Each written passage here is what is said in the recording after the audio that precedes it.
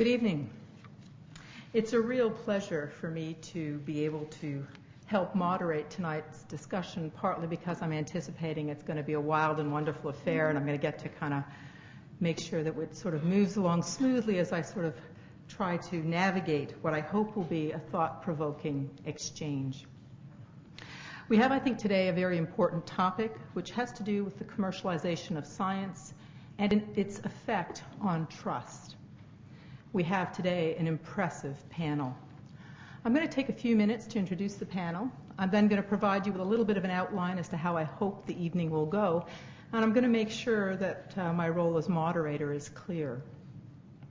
So let me start first by introducing the panel. On my immediate right is Dr. Ford Doolittle. He's a Canada Research Chair in Comparative Microbial Genomics here at Dalhousie University.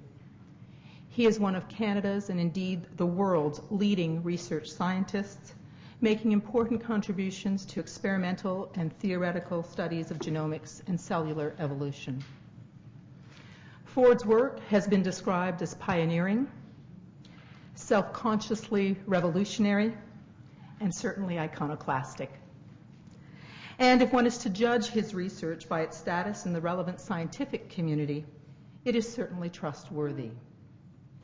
Now, for those of you who don't know Ford's work, his earlier research on selfish DNA set the standards for explanation of the presence of excessive repetitive DNA in many genomes, and his more recent research continues to offer new perspectives on the meaning and methodology of the life sciences. After doing much to establish the research methods of reconstructing, if you will, the phylogenetic tree of life, he and his lab now appear to be investing a fair bit of energy in the process of chopping it all down. Ford asks, and perhaps he finds it hard from an orthodox Darwinian perspective, was Darwin right about the tree of life? A fellow of the Royal Society of Canada, a member of the U.S. National Academy of Sciences and of numerous other international and national organizations, Ford Doolittle works on what has been classically described as pure science. He's deeply concerned about the changing funding environment for research and the seemingly ever-expanding interest in science for utility and profit. The next member of our panel is Professor Alat Edwards. He is a scientist who has very effectively capitalized on this changing funding environment for research. He is the chief executive of the Structural Genomics Consortium. This is a charitable company based in London, the UK, not London, Ontario. It's a public-private partnership whose mandate is to place fundamental information about human proteins in the public domain with no restrictions on use. The consortium laboratories are in the University of Toronto, the University of Oxford, and Karolinska Institute in Stockholm. Edwards is also a professor at the University of Toronto, where his laboratory studies problems ranging from the function of proteins in bacteria and yeast to the mechanisms of hepatitis C infection to the development of the fruit fly. Basic science. This research has been supported by the governments, the Ontario government, the federal government, U.S. governments, as well as business, pharmaceutical companies, biotechnology companies. This research has allowed Dr. Edwards to found a number of companies himself. Affinium is a drug discovery company that focuses on discovering antibiotics. Jaguar is a company that's developed to that has developed a test to predict those patients with hepatitis C who will or will not respond to treatment. Skate Consultants is a company that licensed a patent to an engineering firm in Guelph called Cyrem. This company is involved in the cleanup of groundwater contaminated with, I can't say this fancy word, so I'll get it wrong, and Alat will correct me, trichloroethane. Anyhow, the point that I'm trying to make is we have a scientist deeply connected with both private and public interests, trying to pursue pure science in the public interest, profiting from the ways in which this can be done in concert with both pharmaceutical and biotechnology companies. The last member of our panel is Sadiqa Mathani. She's the Director General of the Veterinary Drugs Directorate, Health Products and Food Branch of Health Canada. Prior to this position, she was the Associate Director General of the Therapeutic Products Directorate and the Director of the Bureau of Cardiology, Allergy, and Neurological Sciences at Health Canada. When I read that, I thought that's an interesting sort of set to put together: cardiology, allergy, and neurological sciences. Dr. Sadiqa has extensive experience in the theories, principles, risk management, and regulatory evaluation of pharmaceuticals. In 2002, she was awarded the prestigious Queen's Medal for her integral work and contribution in the area of clinical trials. Sadiqa's past and current involvement in drug evaluations reflect the Canadian government's interest in supporting, yet properly regulating, industry and academic partnerships. Health Canada is excited about the many new advances in research and technology and the vast options that they bring to Canadians in terms of treatment and therapy. As research and development carve more paths to health, embracing many options in terms of both traditional and alternative methods for both cure and care, new questions about the ethical adoptions of new technologies do surface. Amidst the pressure to adopt new technologies, Health Canada maintains its core role as a regulator with an eye to protecting our interests, while facilitating the provision of products that are deemed to be vital to our health and well-being. I think you'll agree with me that we have an impressive panel, and I would hope that you can already begin to see that there are likely to be some differences in perspective in terms of how one understands that very complicated relationship around trust in science and the environment in which it's now being pursued. Very briefly, tonight we're hoping to proceed in two parts. The first part will allow each of our panelists to have about 7 or 8 minutes to sort of present their views and perspectives on science. Afterwards, I will put, as moderator, a couple of questions to each of the panelists, hoping to get them to engage with both the material that they've presented and perhaps some of the thoughts that they've heard from their colleagues. After that, I'm going to open up the mics to the audience. It's meant to be an interactive discussion, and I'm hoping that we'll have a good 30 to 40 minutes for that conversation. The one thing I will do, however, in my role as moderator is I'm going to be quite ruthless and cut you off if you think you can be one of the panelists. And what I mean by that is it's important for the conversation to be open and for us to have the benefit of the expertise of the panelists, so we're not going to have sort of long soliloquies from the audience.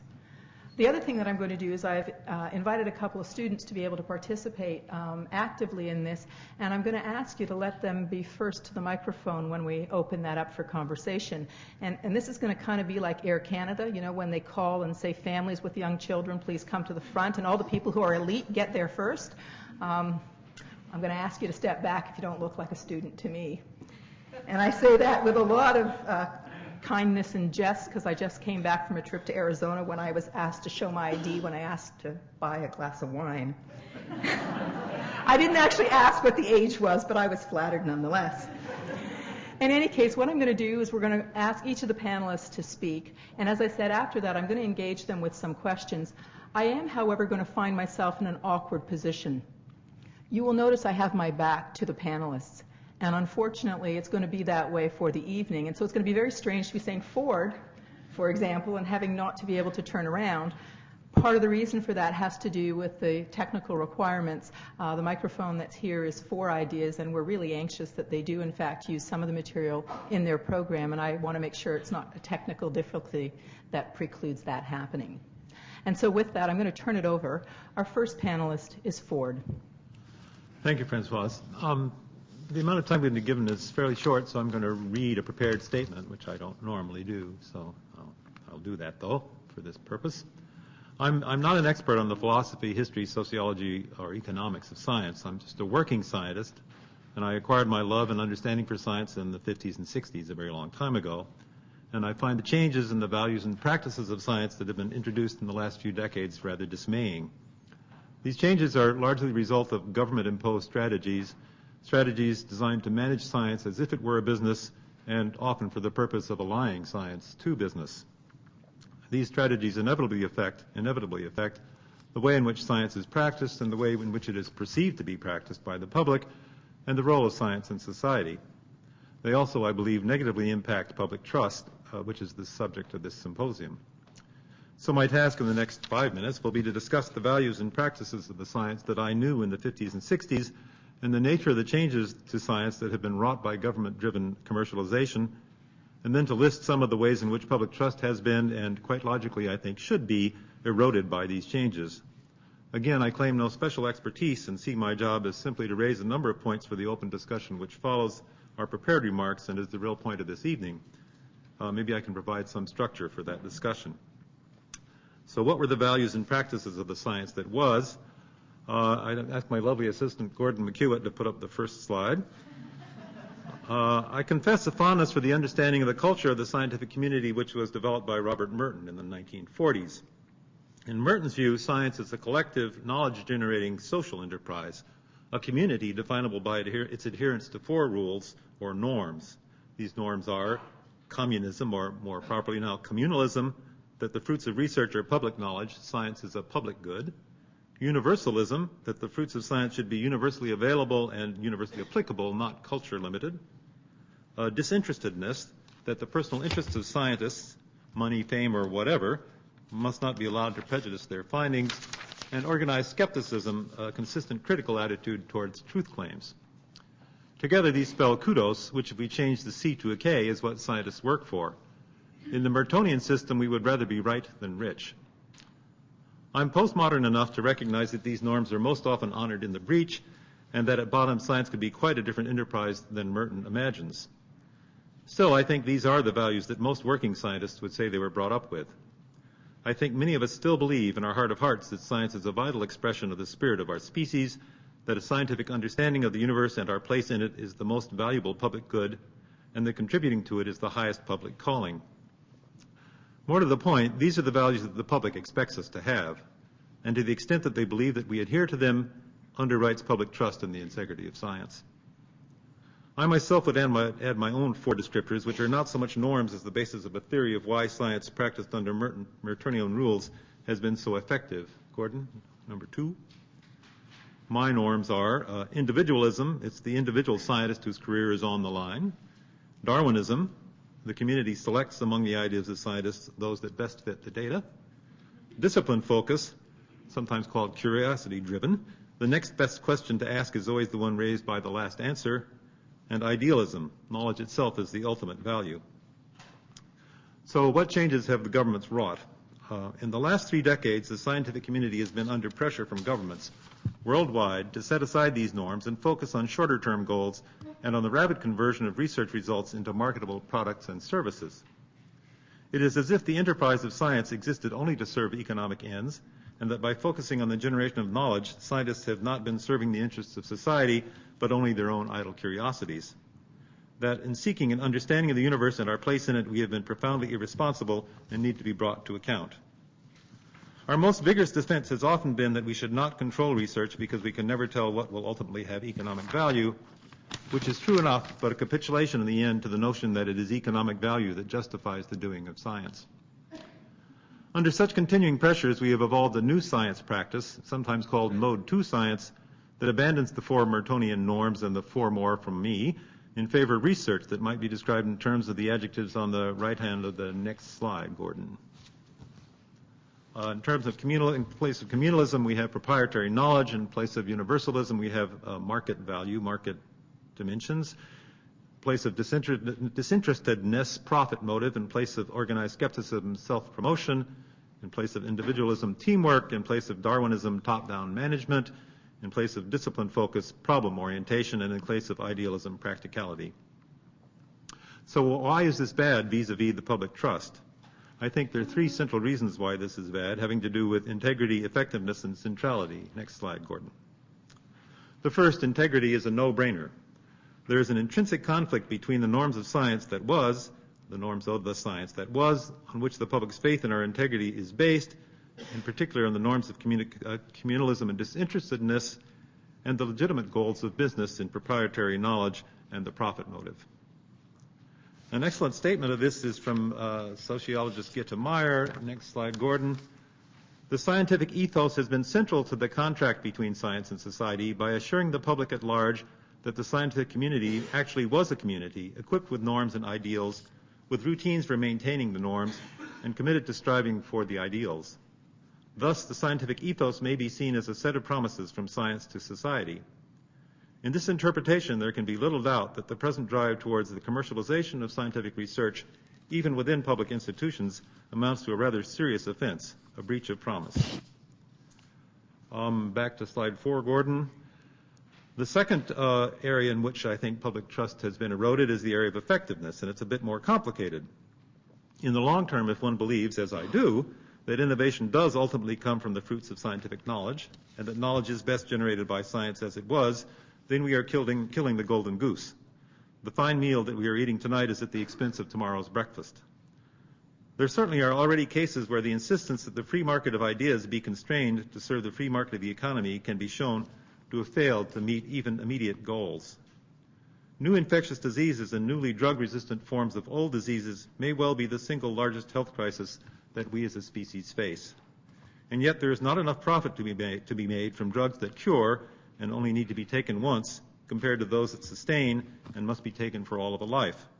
So Big Pharma is not seriously engaged in seeking new antibiotics, either on its own or in partnership with academic science. The third area in which public trust is eroded, and my final point, is the area of centrality, and perhaps it's the most abstruse one, but to me it may be the most important. For me, science is central to my understanding of myself. It doesn't tell me how to act, but it does discourage me from foolish beliefs, such as that I am anything more than the hairless member of the chimpanzee clade, and any wrong actions that might be based on such foolish beliefs. By supporting even passively the notion that the primary social function is science is economic, we have let go of the notion that the primary function of science is the understanding of the universe and of ourselves, that it has something to do with a deeper understanding of our culture. We remove science from the center of culture, which is where at least I think it should be. We make it okay for people who use the internet and ride on airplanes, even who design airplanes, to maintain that they have nothing to do with chimpanzees and that the Earth is a mere 6,000 years old. We have essentially abandoned the Enlightenment project. Those are my remarks.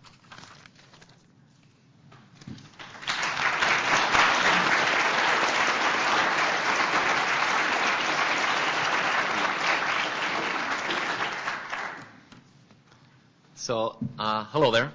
When they asked me to come to speak today, I did it with an element of fear because I knew I was going to be sitting beside Ford. And Ford is undoubtedly, and this is an often misused statement, and it is not misused in this instance, one of the world's greatest thinkers. And I don't count myself among that group, so I'm sort of outgunned here. The other big problem I have in facing Ford is, as it were, in this format, is we probably agree. We'll agree that science, like music and art, is ultimately a quest for knowledge and beauty. The best scientists are the most creative, and they sort of combine this creative urge with a sense and a thirst of knowledge and an insatiable curiosity. And so those are scientists. So what is science with a capital S? I guess it's a collective effort by all these creative people to ensure that the best people and the best work gets support, that discoveries are challenged, so at the end of the day we get it right. And I think that's what we're all in it. We're in it to get it right. And does the process work? Should you be confident in it? I think it works spectacularly well. In my view, science is, among all areas of human endeavor, the least polluted by personal aspirations, by politics or subjectivity. Now, of course, it ain't perfect. There are times when scientists go wrong. There are times when results are misinterpreted. There are times when corporate or personal interests influence the actions of a scientist. But note that I said scientists go wrong, not science. The scientific process, our community, is self-correcting. And I heard that word that was mentioned from a previous talk. This is the organized skepticism about which Ford just spoke. Scientific fraudsters are ultimately found out and cast out. Scientific spin doctors from either corporate or the academic world their work is ultimately unspun. So should the public place their trust in science, capital S? Absolutely. Should you place the trust in scientists? Well, I argue organized skepticism might be the way to go there. And the other reason I came with a little bit of fear tonight is the very structure of this meeting, which is inherently conflictual. Ford versus Al, private versus public, good, evil. And why do they do this? Because the media loves conflict.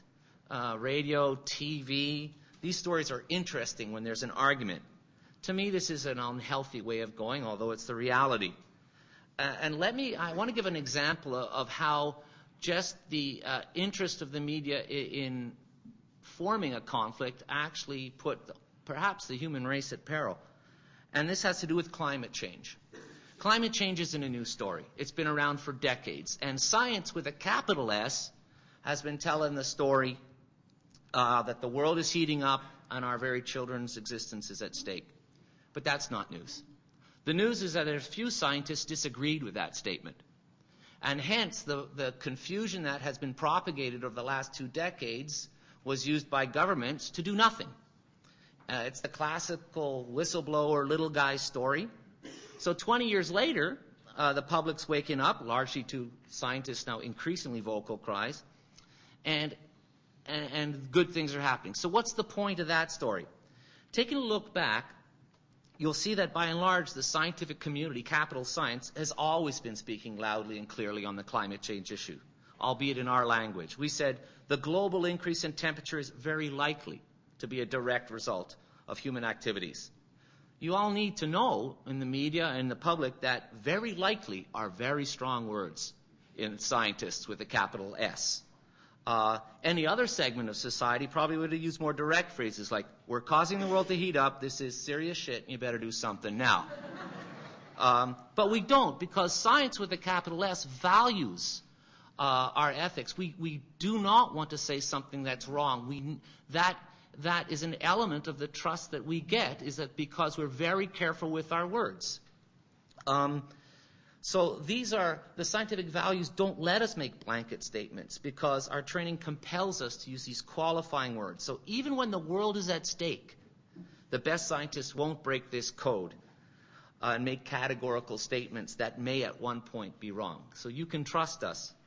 As an aside to evolution's point, the scientific community with capital science says evolution is a fact. And so you can know qualifying words. So you can interpret that as you will. So, having tried to convince you that science is an endeavor that can be trusted to strive to get to the truth, and in the long run, the open and self-criticizing way that we do our business and allot our funding does work, we get to today's topic, which is, does the involvement of the private sector influence the quest for truth, and should your faith in science be shaken by this? I think you can tell my answer to both is a resounding no. In the fullness of time, misleading or misinterpreted or just plain bad scientific observations that are published in the literature are subject to scientific attack and brute scientific attack and testing. And there's a tempest in the teapot for a little while, but if you look at the process in action, but over the longer term, the process is self-correcting. The world moves on and the bad science ignored. I should stress with incredible emphasis that this self-correcting process is made possible and ensured only because science subjects itself to peer review and open criticism of our work. In the absence of these tenets of the scientific process, one should worry. And so why is trust in science even an issue? I guess because, and in one instance, the public latches on to instances where scientists go wrong. The most recent example, perhaps, is a South Korean scientist who cloned a human. But that was several years ago, and it's perhaps instructive to see what happened in that process. First of all, the guy was not supported by industry. He was driven by scientific curiosity, which morphed into, I want to be famous, which in all fields is true. Second, the work was published in a peer-reviewed journal. And I should say that the peer review process missed the boat on this one, and they're having a good hard look at themselves as to how this one got through. But the publication of the work started the process of organized skepticism and self-examination. The community of science tried to repeat the experiments, extend, challenge the results, and they found it and proved it was wrong. The process worked. Lesson learned, trust science, maybe not the scientist. So, to the topic at hand, I'm making my last points here. I'd like to convince you that the involvement of the private sector in funding Canadian science should not be a cause for concern, but rather should be encouraged. I argue this with the proviso that so long as the results of the experiments, regardless of the funding sources, are going to be published in a peer-review format, there's nothing to fear. The process can handle it. So why think about the private sector at all? Well, first and foremost, science does sometimes lead to discoveries that can better the lives of people. And scientists at universities often are not about thinking about ways in this which can be affected. The involvement of the private sector in basic research can open up new ways of thinking for academic scientists, basic researchers. The second reason, money. Modern science is not about pencils and paper. It's really expensive. It's about experiments, million-dollar machines. Canadians are willing to pay for these efforts through their tax dollars because they believe, and we all believe, in the wonders of discovery and see every day the way in which science touches our lives and makes our lives better. That said, taxpayers need a place to live, they need to feed their kids, and they need to get medical care. So there's an inherent tension about how we should spend our money. And so scientists have to get into the game of justifying, unfortunately, what we do. And the justification includes, obviously, humanity's need to discover and our fundamental desire as people to seek the unknown. But it also includes the obvious. The scientific discoveries do lead to economic growth. They do create jobs. And if part of the scientific enterprise is to translate discoveries into practice, we need to involve the private sector somehow in this mix. Because I think even Ford would agree that some scientists just shouldn't be allowed to handle money. Yeah, I don't think this debate actually should be about trust in science. If the science is published in peer-reviewed journals and subject to the organized skepticism, we're all right, Jack. The debate should not be whether the private sector should be involved in basic research. This is a healthy collaboration. The debate should be about balance. How much of our tax dollars should be devoted to unfettered and unguided research, from whence the greatest discoveries will come, and how much should be devoted to scientific research that has a more applied focus, and that is supported in part by the private sector. Currently in Canada, for your information, the balance heavily favors the support of blue sky research, and in my opinion, that's exactly right. But there's definitely merit in also supporting basic research that explores questions of near or mid-term relevance to the commercial market. This research is goal-orientated, and it can have direct benefits to Canadians in the short term, can lead to economic gain for us, and should be supported by the private sector, I think. Thank you.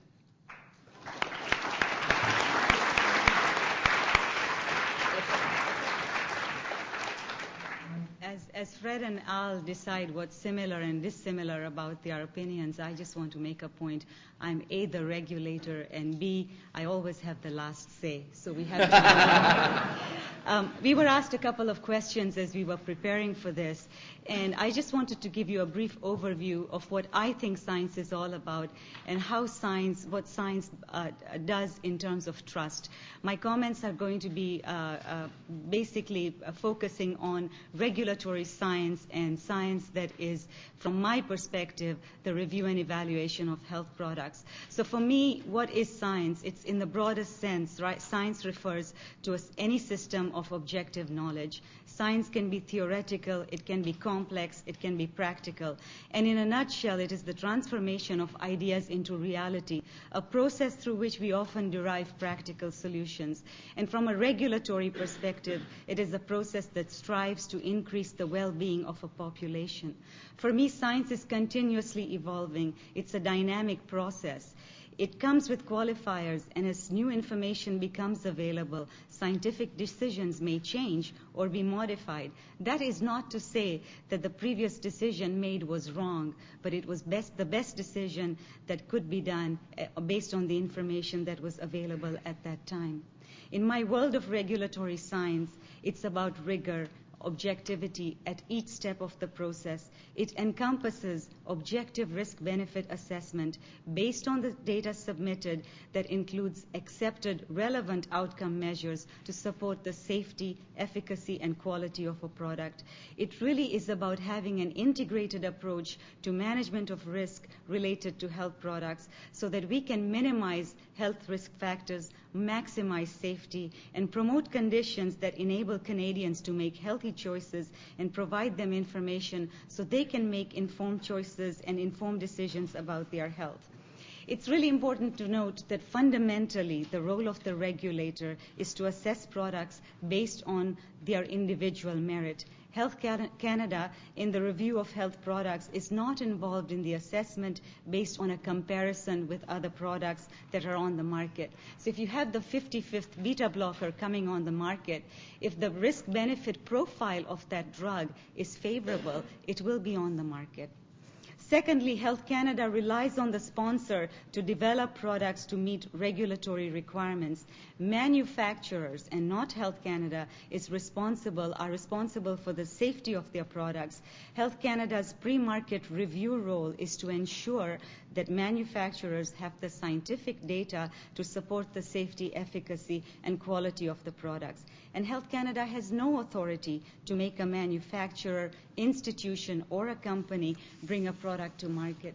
So as a regulator, I see that Health Canada is anchored between the public and the scientific community. And beyond the complexity of the science that's involved in our work lies the fact that much of the science we review at the Health Products and Food Branch is originated not in the interest of pure science, but by many firms that seek to make a profit in the marketplace. This is a fact.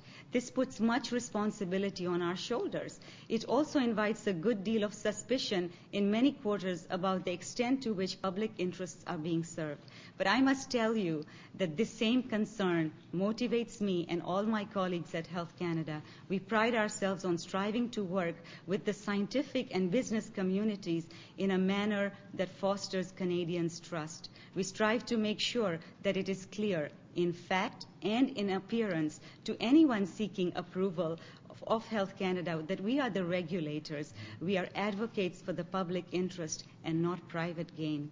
And to date, the evidence is that Canadians expect a lot from us and that they think we do a pretty good job. Let me tell you about the public opinion research commissioned by the Strategic Council for Health Canada in March 2006 showed the following. 87% felt that Health Canada has a great deal of responsibility to inform the public about health risks, second only to healthcare practitioners. 69% had a great deal of trust that Health Canada will raise awareness and reduce health risks to the public, again, only behind NGOs and healthcare practitioners. And 64% relied a great deal on Health Canada as a source of health risk information behind only NGOs and healthcare practitioners. My understanding of science translates to regulatory decision-making, and public trust in regulatory decision-making is critical. How do we maintain and build the trust? I believe transparency and public engagement are key in building this trust.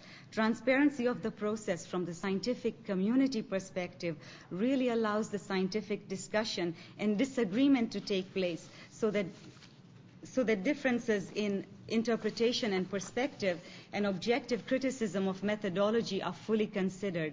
And from a public perspective, it's being transparent about the decisions we make, how these are made, and acknowledging the gaps in the scientific information. One of the challenges in the regulatory arena is that of uncertainty. Recognizing the strengths and limitations of evidence upon which decisions are based is critical. Therefore, the regulator needs to effectively communicate the limitations and the qualifiers regarding the gaps in scientific data, which enables the public to understand the rationale for changes or modifications in decisions as more data and science become available. From a public perspective, how far can transparency act to foster trust when transparency to the general public necessarily implies a lack of specialized scientific knowledge? In other words, even if Health Canada is transparent in its analysis and decision making with those who do not have specialized knowledge, i.e. the general public, does this really aid in gaining the trust of that general public, and really should it? That's where public engagement comes into play. At the end of the day, I think public trust in scientific decision-making is really rooted in a combination of transparency as well as the expertise of the decision-maker, and trust that the decisions are made by those who have the required specialized knowledge and are making decisions in the public interest, free from vested interest group pressure. The rules of the game have to be transparent, applied equally to all, and based on science. Thank you.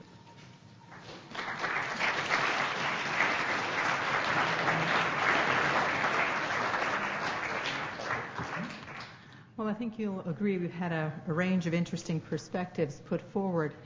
And I'm going to start with a question to Ford. I think that part of what we heard from Ford is that he sees science very much as a cultural activity, as a calling. And what I thought I heard Ford say is that he thinks in some measure that science, that we who are involved in science, have sold out on our proper goals to the profit motive. Science, I think I heard Ford say, is supposed to be an arena in which I can ask fundamental questions about myself and my place in the universe. Now, what I'm asking you to think about, Ford, is how do you make sense of that in relation to the comment from Alat about the distinction between science and the scientist? Is that something that you can incorporate into that understanding of how you see science as a calling? Well, that's not quite the question I want to answer. Well, why don't you try that, and then we'll try another question, Ford. But so let me elaborate just a bit, because I think the last point which I made, which you're asking about, is I didn't make as clearly as I meant to, because I was confusing myself between reading my notes and trying to not read my notes, which is always something you should never do. And I guess the point I was trying to make is that for me, science is the way that I look at the universe, and for me, although I won't be able to get individualistic values about what should I do in this situation or that situation from it, I do derive a lot of knowledge and a lot of my belief system on the basis of, for instance, evolution, which is what I myself study. And I think that if we say to the public, as we have been saying to the public for a long time now, that the purpose of science really is to produce health and to produce wealth. It has practical purposes, and that's why you should support it. That's what it's really about.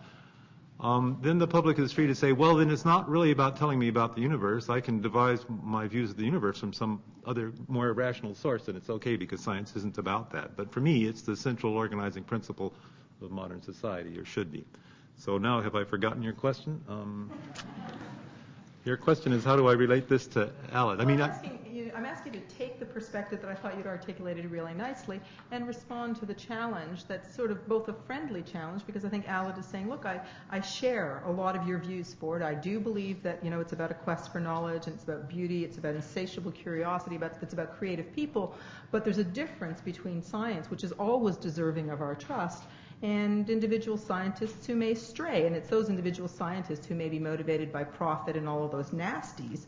But science won't, in fact, be affected by that, because science is pure. And that's what I'm asking you to respond to. And I did disagree a bit with Alan on that, even though I like him a lot as a human being, because I think that science is not well enough protected. I actually believe that the 8 norms that I've listed on one of those slides, all of those are important to the successful operation of science. I think science is a very special and unique culture. I think, to me, it's a miracle that science actually produces knowledge. I'm not sure why that works. I think historians and philosophers of science are not sure why it works, and some doubt that it does, but I do believe that it does work. I believe that science approaches something that I believe we could call truth very irregularly in a highly socialized process. But I think it's a very fragile enterprise, and Alan emphasizes the retention of peer review and of organized skepticism, and I guess I'm saying that I don't think that's quite enough to keep science functional. I think a couple of the other values I mentioned, like individualism, certainly the science I grew up with, it was the individual scientist who was the unit of selection, as it were. And in modern science, it's teams. We're being urged and forced to work in teams. And so really, managerial techniques, personality skills become more important than the brilliance of your ideas in determining success. So I think that's dangerous to science. I think many of the other changes which have been introduced, strict problem solving, not discipline orientation, and particularly in the commercial enterprise, don't deviate from the goal, which is to make a product, is not in the long run good for science, because I think science functions by deviation from goals. And let me turn to you then, Alan. So I think the last part of what Ford is saying is that, look, but the way in which we do science is very much being affected by funding. And one of the things that you had said in your opening comments is that the funding source doesn't matter. And so here we hear Ford saying, well, I think it does matter. It's changed the way we do science. We're not doing it as individuals. We're doing it as teams. We can't just value brilliant and great insight. We have to value managerial skills. And even if the scientists can't manage money, they better hire somebody who can manage it properly for them.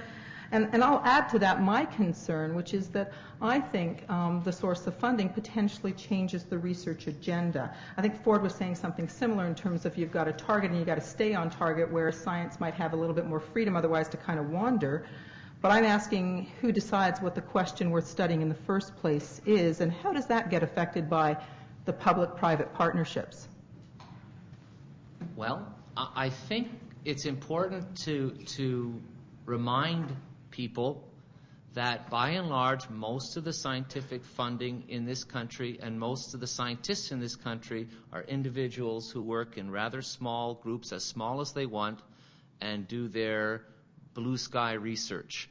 It's probably 60 to 90% of the funding, and that's probably an underestimate. The focus has been in recent years, because of our interest in rapidly expanding the budget available to science, to paint other pictures of the possibilities of what science can do for society. And it's giving some people heart attacks in terms of seeing the purity of science being a little bit altered.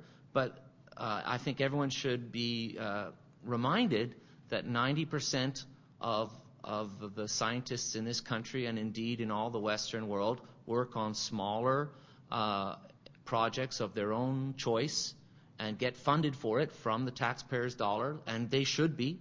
And who knows what they're going to go, and they're going to discover great stuff and have fun and follow all the norms that were stated previously. And I don't personally have a problem with 10% of the funding, approximately, being devoted to harness scientists that are interested in doing goal-orientated science and allowing them to rock and roll. So one of the interesting things that we don't have here are the actual stats for Canada and other sort of North American, European countries. But one of the things I do know is that if you look at that information, you see on the graph that it's actually shifting. And it's been shifting over time. And what you see now is that the shift between public and private in terms of reported funding for R&D both in Canada and the United States is on a similar curve. In Canada, we're actually getting very close to 50% of the funding being from industry. The other 50%, and we haven't quite gotten over the mark, comes from various levels of government, charitable organizations, and actually international grants. So those are counted separately from government-funded grants within Canada. In the United States, it's actually closer to 60%. So one of the questions some of us ask externally is, does that percentage matter, and how does that play out in certain conversations? Now, let me move on to Sadiqa, and some of what I thought you were saying is, look, the reality of it is, as the regulator, a lot of the science, by the time it gets to us, is in fact brought to us by companies, by firms. Those are the people that have invested the money, taken some interesting work and ideas from pure science, and really are ready to bring it to the marketplace. And you're describing for us why the Canadian public should have trust in that context. And I guess what I would like to ask there is, I've heard, and I actually don't know the truth of what I'm about to say, but I've heard that one of the challenges in that context is where the evidence is coming from that the regulator has to rely on, and what position the regulator is in to, in fact, question any of the evidence that they're expected to rely on. And so questions I've heard, about which I don't know the truth, is that, in fact, unfortunately, Health Canada and other parts of government, quite frankly, can't pay the salaries that can be paid by industry, and so that we may not always have the right scientists at the table in the regulatory role as contrasted with the creative role. And I think that's also an interesting question. Where should we want our scientists to be? Thank you, Françoise. I think it's important to remember that Health Canada has the checks and balances in place in order to conduct an objective review of the data. When we get a submission, and this is just an example of the kinds of things that arrive at Health Canada, 20 years ago, a submission for a drug, a new drug for a new indication, may have been 70 binders, 70 volumes. What we now get is about 400, 500. So the amount of data is voluminous. The expertise is there. There has to be capacity within Health Canada to really look at the interface between pure science, applied science, and regulatory science. Regulatory science is something that is not learned in a textbook. It is something that you really acquire as you work in the area of regulatory science. In cases where there isn't the expertise or the capacity, Health Canada develops, sets up expert advisory panels. And when you look at the drug review and evaluation process, it's really intricate. There are many issues that are considered. There are principles of review and evaluation that have to be followed, and a set of standards that you look at as you review and evaluate. And part of that is consultation. And consultation can be experts within the government, experts outside the government. When there are specific issues where there isn't the scientific expertise within Health Canada, we do reach out to the expertise within the country. Great. So, Alat, I'm going to come back to you with a slightly different question, but I really guess I want to have an opportunity to revisit the distinction that you were trying to draw between science and the scientist. And the example that you gave was of Dr. Huang and his claims made early on. I didn't mention his name. Oh, well, his name is very much in the public domain. So let me make sure that you've understood what we're talking about. Dr. Huang, a Korean scientist, made some claims that were published in peer-reviewed journals that he had succeeded in cloning a human.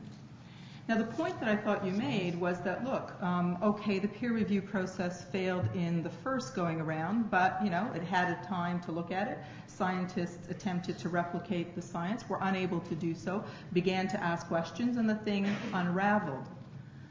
So the question I want to ask you is, you're drawing this distinction between trust in science, capital S, and trust in the scientist, and asking us to place our trust in science, though perhaps to have this healthy skepticism in the scientist, but understanding that science will unravel or will unravel science that is not appropriate or not true or whatever the descriptor. And the reason I wanted to come back to that example is I want to draw a distinction between means and ends. Is it just that we ought to trust science with respect to the ends, the means, or both? And the reason I ask that question is science was able to address whether or not he had successfully cloned a human, but from the beginning, people were asking questions about the ethics of that science, not just in terms of its goals, but also in terms of the means, and specifically questions about where were the eggs coming from to do this research. So I wonder if you could comment on that, trusting science in something beyond knowledge production itself, but the ways and the means that we might use to generate knowledge. So it's very dangerous to, I would say, personalize scientists like that. There are rogue elements in any field, banking, large companies, everywhere. What did you say, sorry? They're all rogue. Exactly. And the trouble is with this, I mean, there's a pattern of terrible things that guy did, and ultimately it was all made public through the process of publication, and the scientific community responded appropriately, and life moves on, and he's going to be not even a footnote, in the scientific history, and I think that's how it should be.